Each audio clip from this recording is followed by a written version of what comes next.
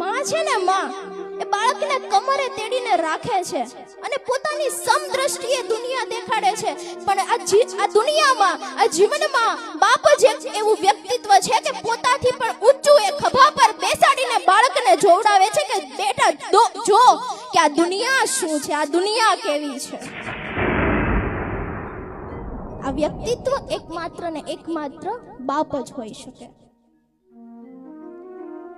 કીધું તું પહેલાની જેમ માં વિશે આ દુનિયામાં ઘણું લખાણું છે સાહેબ, પણ બાપ શબ્દ આવે ને, જેમ જંગલમાં સિંહ ગર્જના કરે અને આખું જંગલ ગજાવી ઉઠે, એમ બાપ શબ્દ આવે ને આપણું હૃદય પણ ગજી ઉઠે છે સાહેબ કે મારો બાપ છે આ.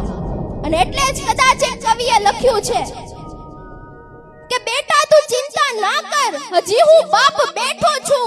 બેટા તું તકલીફ હોય તો મને કે, હજી હું બાપ બેઠો છું. બેટા તને શું થયું છે તું ચિંતા ના કર, તો હજી હું બાપ બેઠો છું. બેટા તને જે કંઈ પણ જોઈએ ને તું મારી પાસે માંગી લેજે, હજી હું બાપ બેઠો છું. આ છે બાપ.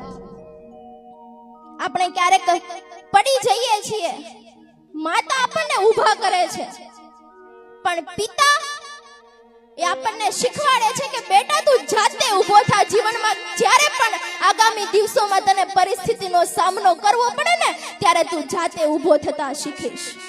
આ છે બાપ.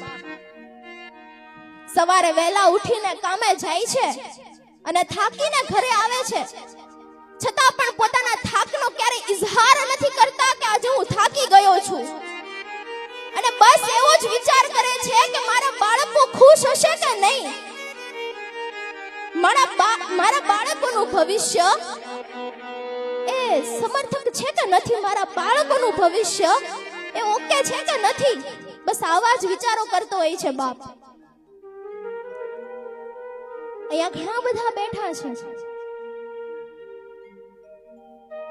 પણ એક માં જ્યારે આપણને ખીજાય છે ત્યારે આપણને કઈ ફરક નથી પડતો, કેમ કે માના શબ્દો એ પ્રેમાળ શબ્દો લાગે છે આપણને. પણ ક્યારેક આપણને બાપ ખીજાય છે તો આપણને કઠોર લાગે છે, ગુસ્સેલ લાગે છે.